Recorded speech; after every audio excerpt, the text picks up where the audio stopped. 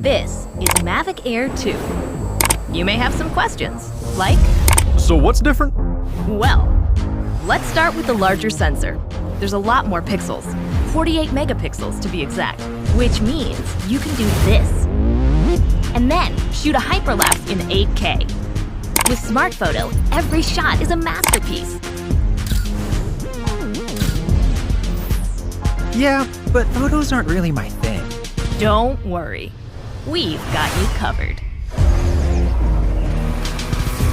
It also does 4K 60p video. You can also slow things down.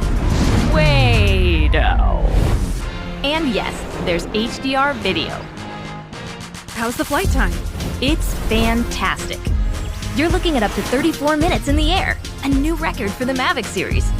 We've added Ocusync 2.0, so you can fly longer and see clearer.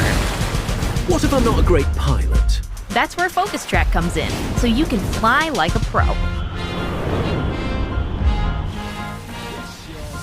Or just press a button. Here's the best part: automatic obstacle avoidance. Okay, but what do I do with all these shots? Here's an idea. Use the DJI Fly app to edit and share your moments with just a tap. So, what's different? A whole lot.